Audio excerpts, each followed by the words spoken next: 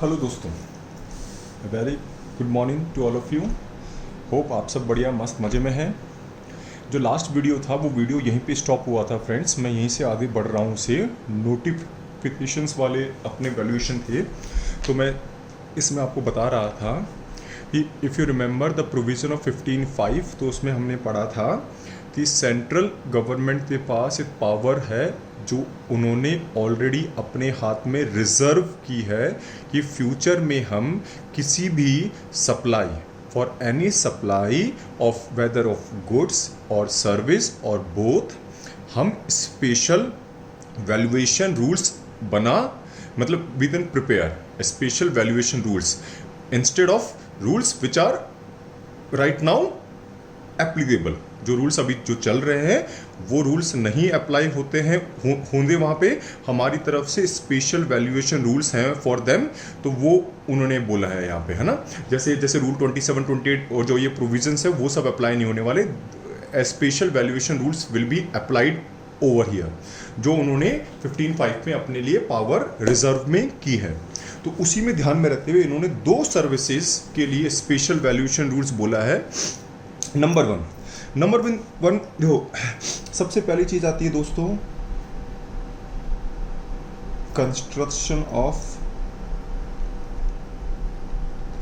Building. Remember, ये सुना सुना सा लग रहा है। हाँ सर, सुना सुना सा तो है। कैसे? अब देखो मैं समझाता हूं। ये वाली चीज वही है। If you remember para 5 of 2, याद आया? पैरा 5 ऑफ 2, हाँ सर याद तो आया, लिटिल बिट याद आया। अब देखो उसमें अपन ये पढ़ा था, देखो ये है कस्टमर, ये है रियल, यहाँ पे है रियल एस्टेट।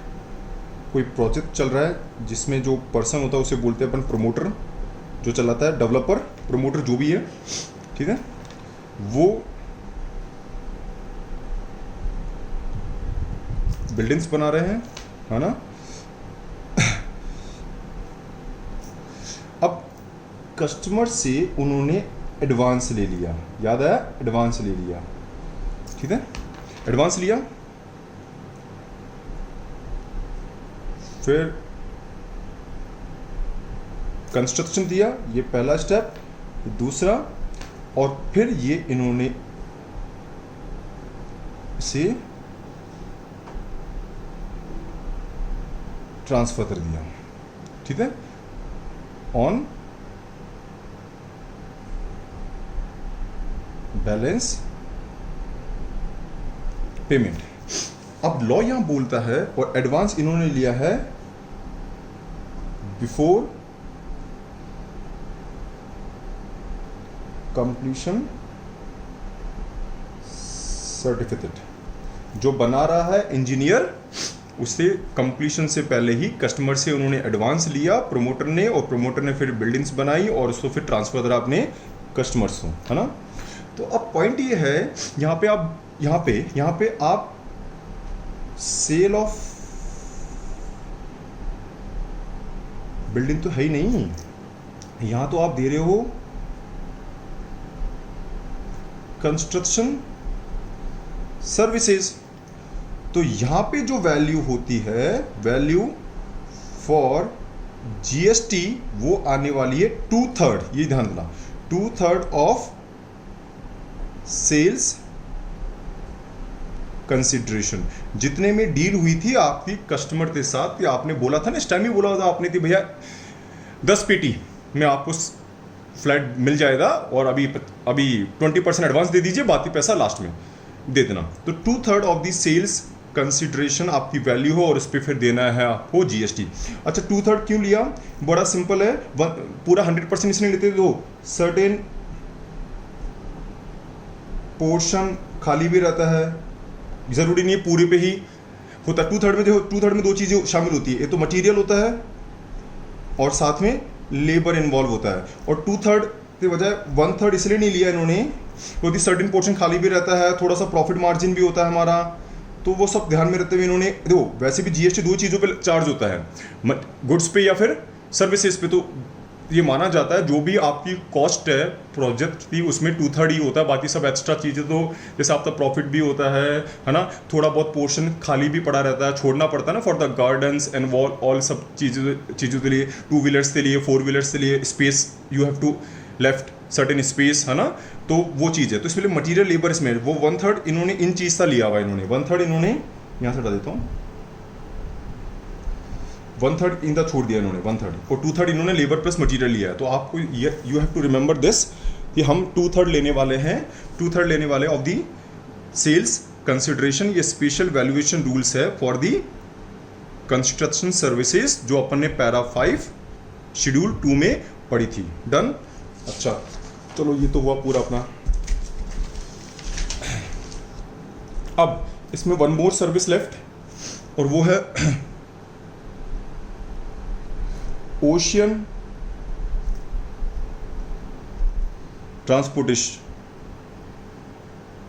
ट्रांसपोर्टेशन, ठीक है, बाय सी रूट सामान आ रहा है ना, ओशियन ट्रांसपोर्टेशन बाय सी रूट सामान सॉरी आ रहा है।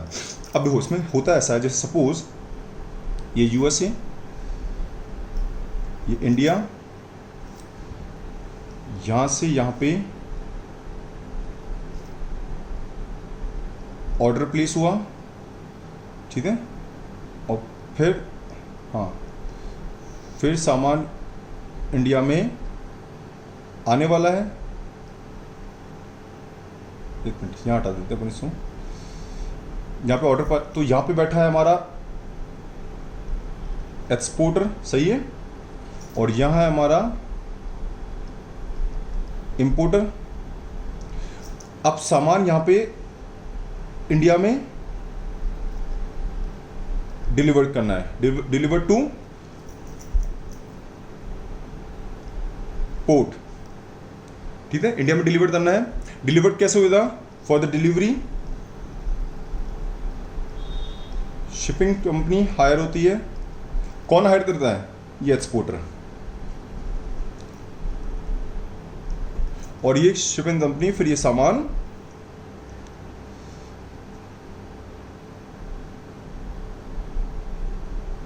डिलीवर करती है टू पोर्ट ऑफ इंडिया, या to the port of importer लिख देते हैं अपन यहाँ पे, ज़्यादा अच्छा रहेगा समझने में, to the port of importer, है ना, सही है।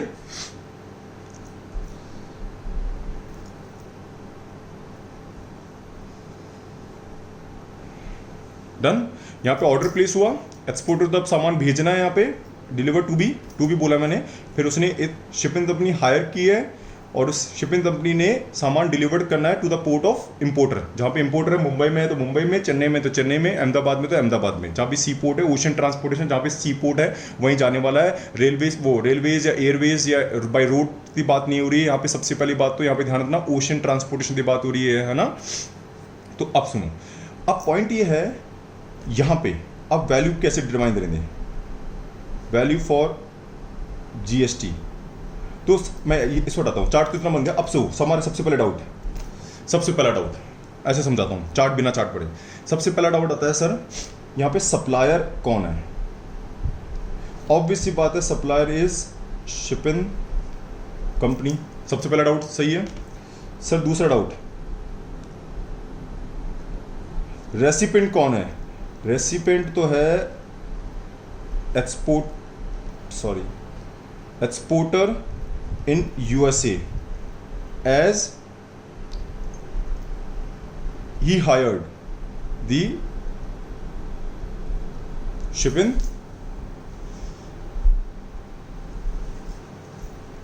कंपनी। यदि उसने हायर की है ना यूएसए वाले ने। अच्छा अब सुनो,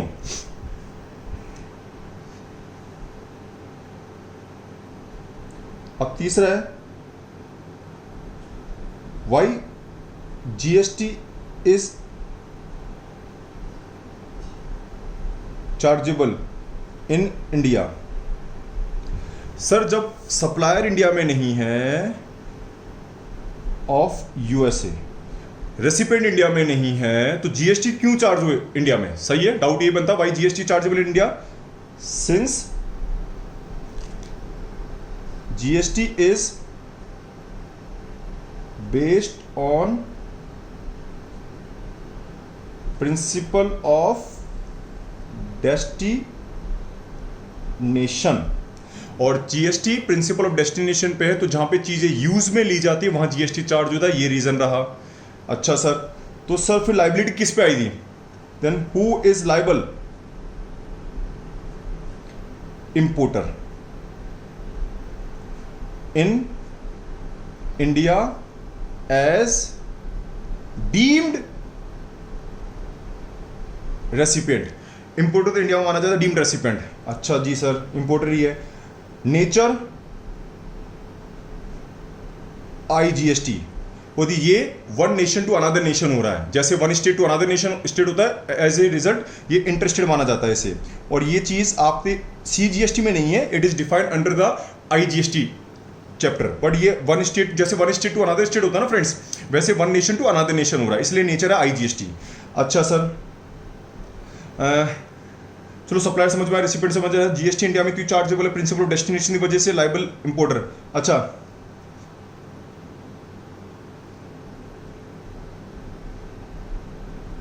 टैक्सेबिलिटी अंडर आरसीएम जाने वाली रिवर्स चार्ज, इंपोर्टर इंडिया में आ जाएगा। वैल्यू, वैल्यू में सर वैल्यू किस पे चार्ज होना चाहिए सर? सर ऑब्वियसली बात है, सर्विस दी जा रही है, माल सामान, तो इसमें वैल्यू इसमें होना चाहिए, फ्रेट चार्ज। बट प्रॉब्लम क्या है, फ्रेट चार्ज नहीं ले सकते आप। रीजन होती फ्रेट देने वाला तो एक्सपोर्टर है ना, ये इसलिए नहीं ले सकते। रीजन इसका ये है, since freight is payable bye exporter. वो तो एक्सपोर्टर ने दिया है, हम तो इंपोर्टर की बात कर रहे हैं यहां पे। तो फिर देयरफॉर वैल्यू शैल बी। अब यहां थोड़ी सा प्रॉब्लम रहेगी, आपको डाउट है, वो वर्ड जो मैं बोलने वाला हूं वो कस्टम ड्यूटी या कस्टम वाला जो टॉप चैप्टर उसमें आने वाला, तो आप थोड़ा सा याद रख लेना इसको। देयरफॉर 10% ऑफ CIF से 10% रहेगा, और CIF का मतलब होता है कॉस्ट, इंश्योरेंस एंड फ्रेट। अब मन में बहुत सारे डाउट आ रहे हैं, सर ये कैसे डिटरमाइन होती है, क्या चीजें शामिल होती है, सब चीजें कस्टम चैप्टर में आया था। बस आपको इतना ध्यान रखना है, बस ये लास्ट वाले पॉइंट में डाउट आ रहा है, बाकी सब तो पढ़ा हुआ, जीएसटी का पार्ट ही है। ये लास्ट वाले पॉइंट में इसलिए डाउट आ रहा है, CIF is defined under the custom law, तो जीएसटी में नहीं है इसके बारे में कोई भी वैल्यूएशन, तो वहां पे पढ़ने वाले बस CIF का फुल फॉर्म याद रखना, कॉस्ट, इंश्योरेंस एंड फ्रेट। सामान जितने का पड़ा, फिर वहां से आपने शिप में मंगवाया तो इंश्योरेंस हुआ, और जो भाड़ा है, क्या वैल्यूएशन है, वो सब कस्टम लॉ में है, यहाँ पे नहीं है। तो ये है आपका इस तरह से। तो ओशन ट्रांसपोर्ट समझ में आया बात, चार्ट तो समझ में आया। यूएस में एक्सपोर्टर है, इंडिया में इंपोर्टर है, उसने ऑर्डर प्लेस करा, डिलीवर करना है, डिलीवर के लिए एक्सपोर्टर ने शिपिंग कंपनी हायर करी है, उसे डिलीवर करना टू द पोर्ट ऑफ ये थोड़ा सा कंफ्यूजन हो जाएगा, to the port of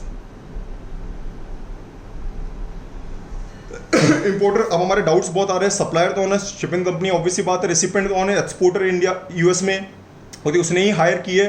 but अब डाउट ये आ रहा था सर, जब दोनों ही चीजें बाहर है, जब दोनों ही चीजें बाहर, तो फिर जीएसटी इंडिया में चार्जेबल होना चाहिए। हाँ, वो जीएसटी प्रिंसिपल ऑफ डेस्टिनेशन पे, तो जहां चीजें यूज में ली जाती है, कंज्यूम होती है, वहां जीएसटी चार्ज होना चाहिए। जीएसटी इस वजह से इंडिया में यूज में आने वाली चीजें, तो जीएसटी इंडिया में चार्ज होना चाहिए। तो हु इज लायबल? फिर इंडिया में लायबल कौन होने वाला है? फिर इंपोर्टर ही बचा, तो importer is liable for the GST as a deemed recipient. Nature IGST one state to another state होता है, वैसे one nation to another nation होता है। इसके बारे में प्रॉपर और एक्सप्लेनेशन मिल जाएगा आईजीएसटी वाले चैप्टर में।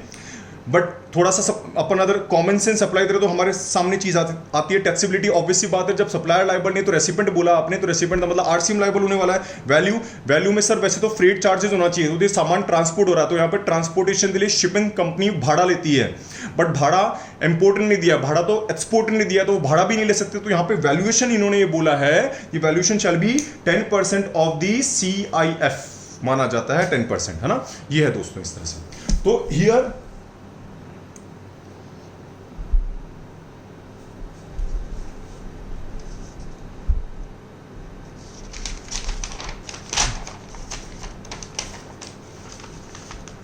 वैल्यू शैल बी 10%, है ना।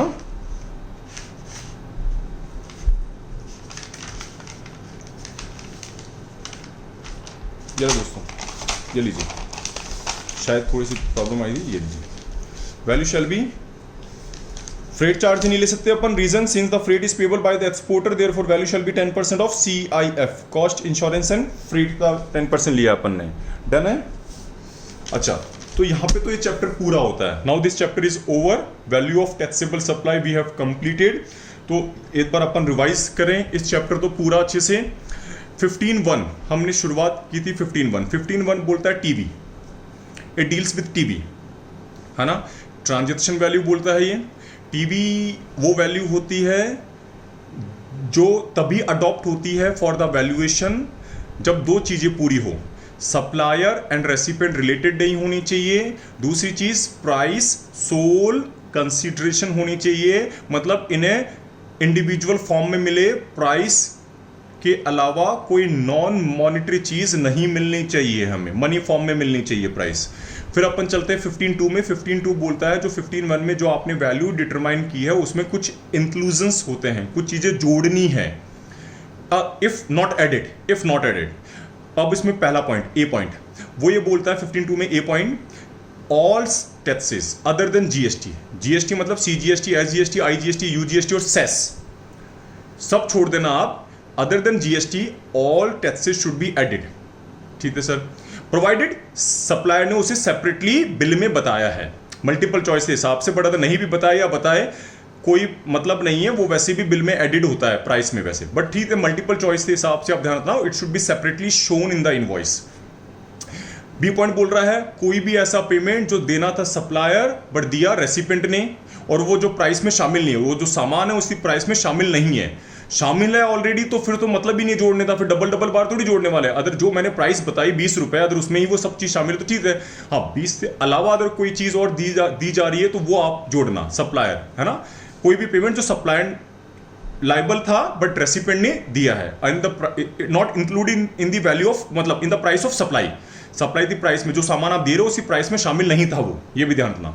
नंबर 3, कोई भी ऐसा खर्चा जो या तो सप्लायर ने किया हो या रेसिपिएंट के बोलने पे, मॉडिफाई एट द टाइम या बिफोर डिलीवरी, आफ्टर डिलीवरी नहीं, या तो डिलीवरी से पहले या उस टाइम ही जब डिलीवरी हो रही है सामान की, या उससे पहले, नॉट आफ्टर डिलीवरी। जब इंस्टॉलेशन प्रॉपर हो जाती है, जब बोलते हैं ना, फिर बाद में अपन सर्विस पे बोलते हैं आफ्टर सेल सर्विस, जिसका सबसे बढ़िया एग्जांपल है आफ्टर सेल सर्विस। जब सब इंस्टॉल हो जाता है फिर सर्विस करवाने 2 व्हीलर जाते हैं अपन, आफ्टर सेल सर्विस, वो सब शामिल नहीं होती है इसमें। फिर डी पॉइंट पढ़ा था इंटरेस्ट लेट फीस, जो सप्लायर लेता है डिलेड पेमेंट पे, बट वो तभी जोड़ना जब वो रिसीव्ड हो रियल में होती, उसके बारे में यहाँ तो 15 इस पॉइंट नंबर डी में नहीं दिया हुआ है, साइलेंट है, बट अपन लोग 12(6) और 13(6) से ये अपन ने वहां से उठाया है, इस वजह से यहाँ पे इनडायरेक्टली ये चीज ध्यान रखनी है, यहाँ पे साइलेंट रहा है, यहाँ पे देखो इतना बोला इंटरेस्ट लेट फीस पेनल्टी, यहाँ पे ये नहीं बोला ड्यू है रिसीव्ड, बट ये चीज वहां से रिलेटेड, इसलिए अपन यहाँ पे बोल रहे हैं, यहाँ पे इंटरप्रिटेशन ये आ रहा है, it should be received by the supplier then only to be added, otherwise not to be added. Done. अच्छा, फिर अपन ने पढ़ा था ई, सब्सिडीज, जो सब्सिडीज दी है। अच्छा, सब्सिडीज में 2 चीजें होना जरूरी है, नंबर 1 प्राइवेट नेचर में होनी चाहिए, है ना। नंबर 2 उससे प्राइस, जो वैल्यू ऑफ, जो प्राइस ऑफ गुड्स है ना, जो आप सामान दे रहे हो उसकी प्राइस में चेंज आना चाहिए, और चेंज हमेशा डाउन ही होता है, सब्सिडी से प्राइस कम ही होती है दोस्तों। दोनों चीजें होना जरूरी है, प्लस है, दोनों में से एक भी चीज नहीं हुई तो सब्सिडी मत जोड़ना फिर आप, है ना। अच्छा, सारे एग्जांपल अच्छे से ले लिया अपन ने। 15.3 में अपन डिस्काउंट की बात करी थी, डिस्काउंट बिफोर सप्लाई जो अपन ऑफर समझते हैं, at the time of supply जो अपन ट्रेड डिस्काउंट समझते हैं, और आफ्टर सप्लाई जो अपन ने कैश डिस्काउंट पढ़ा था अपन अच्छे से, ये सब भी पूरा अच्छे चार्ट बना दिया था मैंने आपको, ये सब माइनस करना। ये 15.3 एक्सक्लूजन की बात बोल रहा है, ये सारे डिस्काउंट हटा देना आप। अच्छा, फिर अपन रूल्स में चलते हैं। नहीं, 15.4 बोलता है, 15.4 बोलता है अगर 15 वाले प्रोविजंस नहीं अप्लाई हो पा रहे हैं तो फिर आप चले जाइए रूल्स में, आप रूल्स में जाइए, जो वैल्यूएशन रूल्स बनाए हुए अपन ने, आप उसमें चले जाइए। और 15.5 मैंने बोल ही दिया, स्पेशल प्रोविजन पावर है कि हम किसी भी सप्लाई के लिए स्पेशल रूल्स बना सकते हैं, जो यहाँ पे 2 सप्लाई मैंने पढ़ा दिया आज आपको, ocean transportation and construction of building, 2/3 उसमें लेना, और यहाँ पे 10% ऑफ CIF लेना है, ये दोनों चीज 15.5 ये बोलता है, स्पेशल वैल्यूएशन रूल्स। अच्छा, 27 में अप्लाई तभी होता है जब पूरा पैसा मनी फॉर्म में नहीं है ना। इसमें 4 पॉइंट्स थे। ए पॉइंट बोलता है फेयर वैल्यू लेना, बी पॉइंट बोलता है ए नहीं अप्लाई हो तो फिर money plus monetary value of the, जो चीज मिली है उसकी मॉनिटरी वैल्यू ले लेना। बी अप्लाई नहीं हो रहा था, सी बोलता है उस जैसा ही सिमिलर आइटम बाजार में अवेलेबल है तो उसकी जो प्राइस है वो ले लेना, अगर वो भी नहीं है तो फिर रूल नंबर 30 में जाना। रूल नंबर 30 बोलता है कॉस्ट जो भी है पड़ी, अगर बनाते हो तो जितने में बनाई उसका 110%, आपने बाजार से लिया है तो जितने में लिया उसका 110%, 110%। और फिर अगर वो भी नहीं अप्लाई हो पा रहा तो रूल नंबर 31 बोलता है कि भैया जो भी best to the knowledge of the supplier है वो आप बता दीजिए, there is no problem for us, है ना। इसका इलस्ट्रेशन भी मैंने दिया वीडियो में। फिर अपन रूल नंबर 28 पे जाते हैं, वो बोलता है दो रिलेटेड पर्सन के बीच में या फिर दो डिफरेंट पर्सन के बीच में सप्लाई होती है तो 28 आना है। 28 अपने पढ़ ही लिया था। अच्छा 28 में बस प्रोविजो इतना ध्यान रखना, प्रोविजो 1 इंपॉर्टेंट था, उसमें ये था आप रेसिपिएंट है मैं सप्लायर हूं, मैंने आप अपन दोनों रिलेटेड है, मैंने कोई सामान दिया और वही सामान आप फर्दर बेच रहे हो, वही सामान आप फर्दर बेच रहे हो तो मेरे पास ऑप्शन ये है कि मैं 90% ले सकता हूं। किस चीज से 90%? आपने जो सामान वही जो मैंने दिया वो सामान वो जितने में वो बेचा उसका 90% ही, उस जैसा ही दूसरा सामान आप बेच रहे हो, उस जैसा ही दूसरा सामान आप बेच रहे हो उसका 90% मेरे पास ऑप्शन अवेलेबल है ना। जो मैंने दिया वो नहीं, बट उस जैसा ही दूसरा सामान अगर आप बेच रहे हैं तो उसका 90% मेरे पास अवेलेबल है ऑप्शन। बट ये प्रोविजो तभी अप्लाई होने वाला जब आप फर्दर बेचे। अगर फर्दर नहीं बेच रहे तो ये प्रोविजो वैसे ही अप्लाई नहीं होने वाला। उसमें बोला ना फर्दर सप्लाई हो रही है, एज सच पॉइंट बोला इसने। अच्छा फिर उसमें एक पॉइंट और था कि अगर रेसिपिएंट रजिस्टर्ड है तो जो इनवॉइस में वैल्यू है ना वही आप फेयर वैल्यू मानना, फिर दूसरे इंडिपेंडेंट सप्लायर की वैल्यू तो पे जाने की जरूरत नहीं है, आप जितना इनवॉइस बनाए उतनी ही फेयर वैल्यू मानते हुए जीएसटी दे देना आप हमें, है ना। अच्छा फिर हमने पढ़ा था रूल नंबर 29 एजेंट और प्रिंसिपल के बीच की बात बोल रहा है, सेम प्रोविजन है 28 जैसे ही, है ना। 30 फिर 31 29 में बस वो दो ही प्रोविजन है, सेम तो क्या बोलूं, वो एफएम भी लेनी है 90% वाला लेना है 29 में, तो बस दो ही प्रोविजन है। 30 31 पढ़ाई दिया। 32 अपन ने पढ़ा था, 32 में बहुत सारी चीजें पढ़ी थी, है ना। 32 में अपन ने सबसे पहले पढ़ा था 1A, इफ यू रिमेंबर 32 में अपन 1A पढ़ा था और वो था दोस्तों अपना ये रहा 1A था ना, लॉटरीज गैम्बलिंग से रिलेटेड, है ना। वो वाली चीज बताई थी मैंने आपको। 28% लेना होता है जीएसटी, चाहे वो रन बाय स्टेट हो या ऑथराइज बाय द स्टेट हो, 28% है वो, और वो इंक्लूसिव होती है वैल्यू में। और किस पॉइंट पे चार्ज होता है, वो स्टेट और डीलर के बीच में, डिस्ट्रीब्यूटर के बीच में लगता है जीएसटी। डिस्ट्रीब्यूटर और कस्टमर के बीच में जीएसटी नहीं चार्ज होता, वो भी आरसीएम में। आरसीएम मतलब डिस्ट्रीब्यूटर पर लायबल होता है जीएसटी, और वो भी on the face value @ 28%, but वो फेस वैल्यू में ही इंक्लूसिव माना जाता है, डीम्ड। तो इसलिए अपन 28/128 वाला फॉर्मूला अप्लाई होता है वहां पे। फिर अपन ने 32 में 2 पढ़ा था, sale and purchase and sale of foreign currency, बेच रहे हो खरीद रहे हो आप, है ना, वो सर्विस दे रहे हो मनी चेंजर वाली, है ना, वो पढ़ा था अपन ने। उसमें आरबीआई रेट अवेलेबल है तो आरबीआई रेट से लीजिए, आरबीआई रेट अवेलेबल नहीं है तो 1% लेते हैं अपन, जो भी मनी चेंज हुआ है रुपीस में, और दोनों ही इंडियन नहीं है, दोनों ही फॉरेन करेंसी है, तो पहले दोनों इंडिया में बदल लिए और फिर देन 1% लेते हैं, जो भी लोअर अमाउंट आता है उस पे देना है जीएसटी। फिर उसमें ऑप्शन 2 भी था जिसमें अपन ने पढ़ा था स्लैब रेट अप टू 1 पेटी, है ना, अप टू 1 पेटी के हिसाब से चलते हैं अपन। फिर नेक्स्ट 9 पेटी के हिसाब से चलते हैं 0.5%, उसमें 1% था उस पे इस हिसाब से। और फिर अपने पास था फिर नेक्स्ट बैलेंस अमाउंट पे 0.1% था अपने पास, है ना। याद आया सब चीजें? ज्यादा जैसे 20,000 का 1% 200 हुआ, तो पहले 1 पेटी पे तो 1% लेते हैं, फिर उसके बाद पे 0.5% नेक्स्ट 9 पेटी पे, फिर देन बैलेंस अमाउंट पे 0.1% लेते हैं। फिर जो टोटल अमाउंट है that should not be more than 60,000 रुपए, 60,000 से ज्यादा नहीं होना चाहिए पर ट्रांजेक्शन, जो अपन ने पढ़ा था। फिर 32 में 3 पढ़ा था अपन ने, एयर ट्रेवल, इंटरनेशनल फ्लाइट के लिए 10% लेते हैं और डोमेस्टिक फ्लाइट के लिए 5% लेते हैं। उसकी फेयर थोड़ा सा लोअर और कम होता है अपने पास, एक्सपेंसिव होता है इंटरनेशनल फ्लाइट और उसमें अपना कमीशन भी ज्यादा होता है, इसलिए 10% वार्निंग। और नॉर्मल फ्लाइट्स इंडियन फ्लाइट्स के लिए अपन 5% लेते हैं। फिर अपन ने 32.4 पढ़ा था लाइफ इंश्योरेंस। लाइफ इंश्योरेंस में अपन ने पढ़ा था अगर पूरा पैसा ओनली टूवर्ड्स द लाइफ लिया है, जो risk related to the life है, तो जितना प्रीमियम लिया उस पर दे देना जीएसटी, और पूरा पैसा उसमें इन्वेस्टमेंट भी शामिल है और इन्वेस्टमेंट अमाउंट सेपरेटली शो है, तो जो बैलेंस अमाउंट बचे उस पर दे देना जीएसटी। नहीं है तो पहले साल वाले प्रीमियम पे 25% पे जीएसटी देना, आने वाले सारे सालों में जितना भी प्रीमियम लेते हैं आप उससे 12.5% पे जीएसटी देते हैं। फिर अपने पढ़ा था उसमें जो लमसम एक साथ इंस्टॉलमेंट मतलब प्रीमियम ले लिया जाता है उस पर 10% वैल्यू मानो और उस पर जीएसटी दे दो आप। फिर अपन ने 5 पढ़ा था, 5 में अपन ने पढ़ा था पुराने माल में जो डील कर रहा है बंदा उसकी वैल्यू हो रही है, उसमें बड़ा सिंपल है, जितने में बेचा और जितने में लिया उसका डिफरेंस अमाउंट आप ले लो और उस पर जीएसटी दे दो, और उस पर जो जीएसटी रेट वही है जो नॉर्मली आइटम्स पे जो नया आइटम बेचते हैं उस पर जो जीएसटी रेट है। यहाँ पे आईटीसी नहीं मिलने वाला आपको, you are not eligible for the ITC, do remember this thing. और यहाँ पे परचेज और सेल्स का डिफरेंस लेना है, जो उसमें जो फर्दर आपने एक्सपेंसेस किए ना, चेंजेस किए हैं, थोड़ा मॉडिफिकेशन होता है, थोड़ा बहुत रिपेयर इनोवेशन, वो मत जोड़ना है इसमें, है ना। उस पर आईटीसी आपको अवेलेबल हो जाता है आराम से। अच्छा फिर हमने पढ़ा था फ्रेंड्स वाउचर्स वाला 6 पॉइंट वाउचर्स, तो उसमें ये बोला था कि जो वाउचर्स जितनी वैल्यू का लिया आपने वाउचर उससे मतलब नहीं है, उसके बदले कितने वैल्यू का सामान मिल रहा है उस पर जीएसटी देना है। जितने का वाउचर पड़ा उससे मतलब नहीं है, उस वाउचर के बदले कितना आपने सामान उठाया बाजार से उस वैल्यू पे जीएसटी देना है ना। फिर 7 बोला था डिस्टिंक्ट पर्सन के बीच में बोल रहा, बट वो नहीं पढ़ना।